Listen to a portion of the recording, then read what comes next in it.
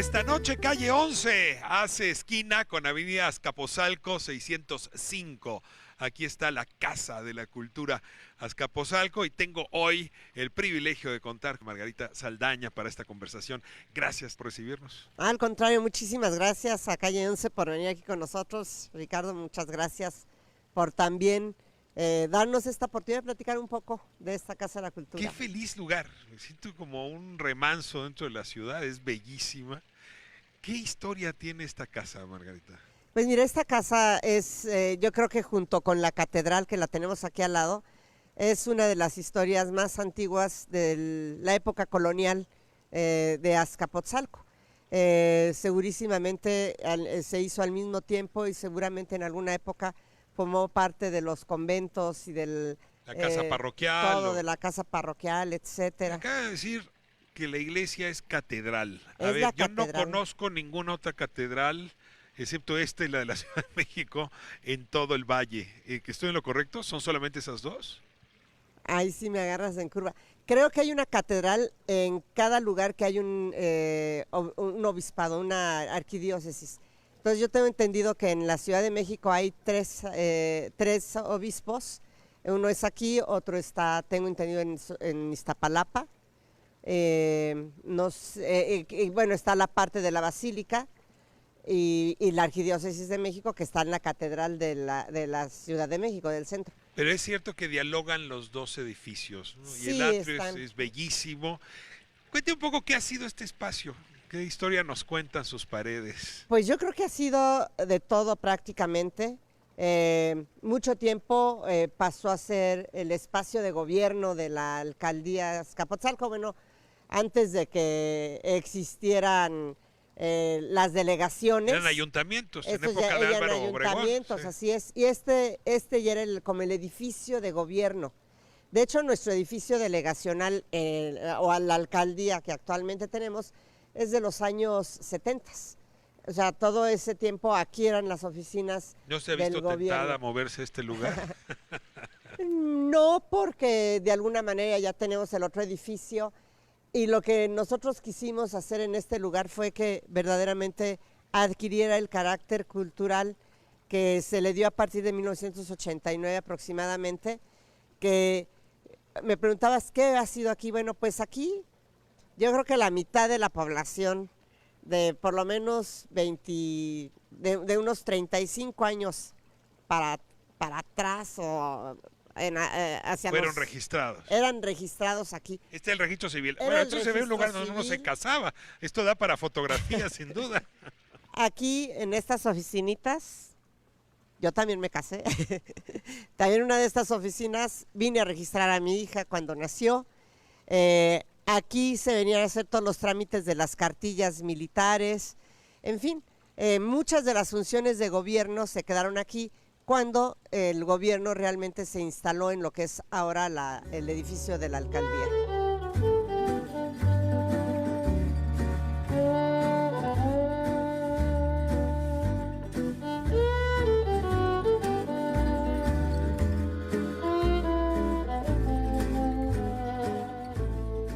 María Eugenia Gutiérrez, que es la directora de Cultura de la alcaldía, me decía, es la joya de la corona.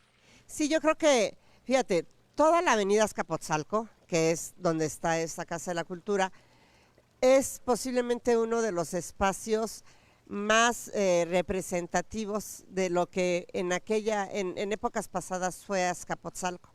Azcapotzalco, ahorita que tú dices, es la Casa de la Cultura, es como un lugar de remanso, como si estuviéramos en la provincia, ¿no? Un espacio así. Es porque era la provincia de los que vivían en el centro de la ciudad, ¿no? Todo el paseo, toda la avenida Azcapotzalco tiene un paseo de casas a Nouveau que se hicieron precisamente en la época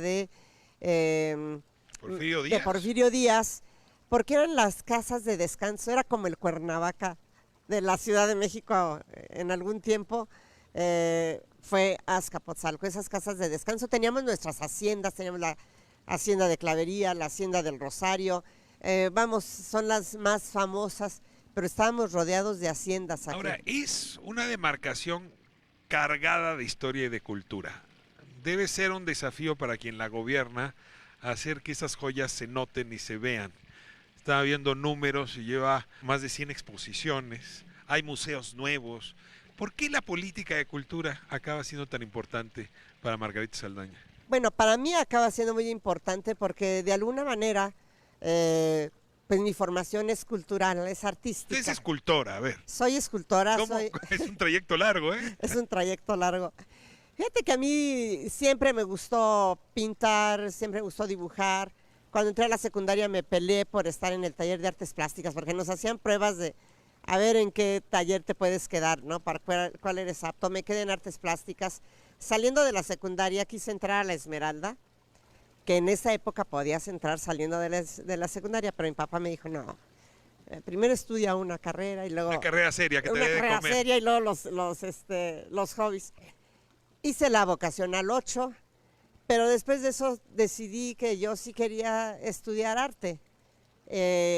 Y en vez de irme a presentar el examen a la UPIXA, me fui a presentar el examen a la Esmeralda. Me acuerdo que era al mismo tiempo, las A convocatorias. usted a provocar los sentimientos del poli cuando dice esas cosas. No, todos los del Politécnico que he tenido oportunidad de tratar saben Y que además, me usted les decidí por hospeda, acá. aquí nos hospeda también. Hay parte del poli No, bueno, que pues está yo tuve tengo aquí la vocacional 8, que fue en la que estudié, la vocacional.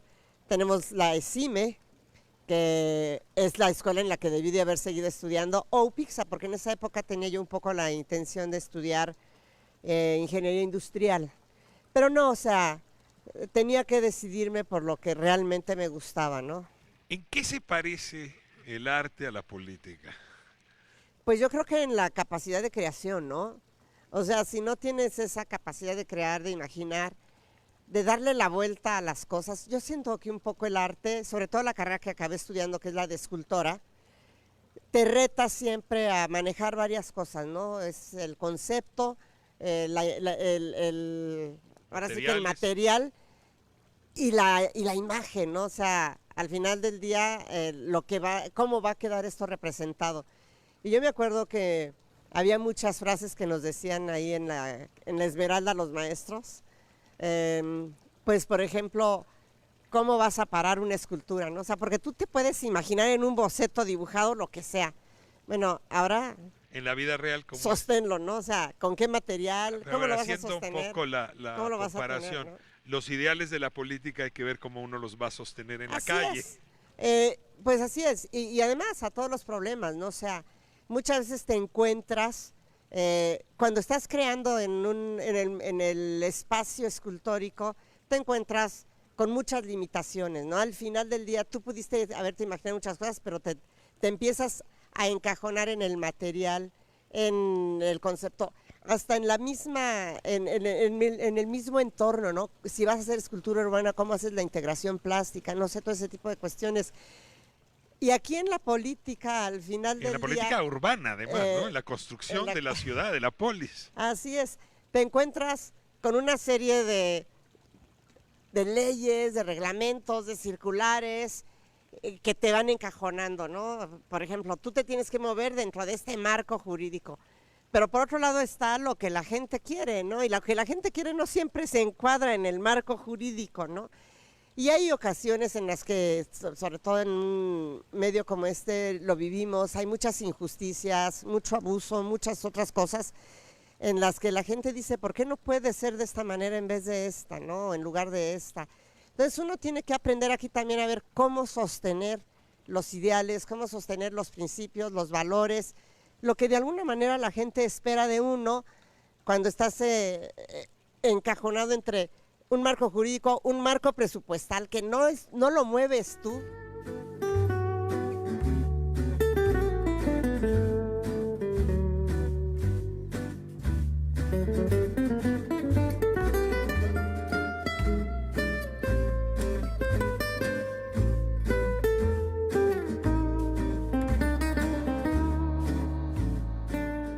¿Qué de la política cultural que haya desempeñado le tiene más orgullosa? De lo Los que hemos hecho museos, esta aquí, casa, el acercamiento a los vecinos del arte, ¿qué es lo que más le entusiasma? pues mira, yo creo que lo que más nos entusiasma ahorita es uno que después de la pandemia todos los espacios culturales de Azcapotzalco quedaron hechos pedazos. Esta misma Casa de la Cultura, hoy tú la ves muy bonita, pero cuando llegamos no podíamos entrar a la sala porque la duela no servía. Los pisos aquí todos estaban quebrados, rotos, estas fuentes no funcionaban. Y fue echar a andar poco a poco todo. Hemos rescatado, remodelamos, restauramos esta Casa de la Cultura, rescatamos los dos museos, el Museo de Sitio, y volvimos a abrir el Museo de Arte Tridimensional de Azcapotzalco, que además... Un poco al auditorio, ¿qué es el Museo de Arte Tridimensional? El Museo de Arte Tridimensional es un museo que inauguramos hace 22 años aproximadamente, casi 23, en el Parque Tezosomoc. Ese museo, en aquella época lo concebimos así, porque es un museo en el que pretendemos, y hoy se sigue haciendo, que se exponga principalmente arte contemporáneo, arte plástico, pero en 3 dimensiones. Lo que entenderíamos como escultura, arte objeto y también instalaciones, performance, que se acostumbran mucho ya últimamente. Eso es lo que pretendimos, que se pretende ser en ese museo, que se enfoque principalmente a eso. Y lo intervinieron también ahora. Lo tuvimos que intervenir. De hecho, todavía le falta una parte arriba, porque cuando lo inauguramos hace 22 años, todo era un museo y ahorita está nada más una parte. Azcapotzalco está fundado por 27 pueblos originarios. La política cultural permite a las personas recontactar con esas raíces. Digo, además están las colonias, están los barrios, pero ahí tienes una fuente también cultural interesante. ¿Cómo se acerca uno a las comunidades y a esos pueblos? Fíjate que hemos estado trabajando muy de cerca con ellos. Efectivamente, como tú lo dices, somos el asiento del pueblo tepaneca, del reinado de Tepaneca, y tenemos una gran tradición desde entonces. De aquí, oriundo de aquí era Antonio Valeriano, por ejemplo, ¿no? Ahorita que acaba de pasar lo de la Virgen de Guadalupe. Y tenemos aquí la primer peregrinación que se hizo al año de las apariciones, la hizo los pueblos de Azcapotzalco. Así es. Entonces tenemos ese récord y justamente ahora el 8 de noviembre los acompañé a la peregrinación que se hizo. ¿Y cómo nos conectamos? Pues apoyándolos en todo lo que es posible con las fiestas y los barrios. Sigue habiendo una fuerte tradición por cada uno de los pueblos. Sí, tradición que además debo de decirlo de esta manera. Los pueblos siguen haciendo sus fiestas patronales, tienen sus santos, tienen sus mayordomías, están muy unidos, tienen sus costumbres, pero además yo diría que sí hay un sincretismo con los barrios, porque ahora también los barrios tienen sus fiestas. Dialogan con los pueblos, claro. Las colonias tienen su fiesta y las unidades habitacionales también tienen ya sus fiestas. Gobernar es un arte, como bien decías. Entonces ha habido un buen sincretismo ahí.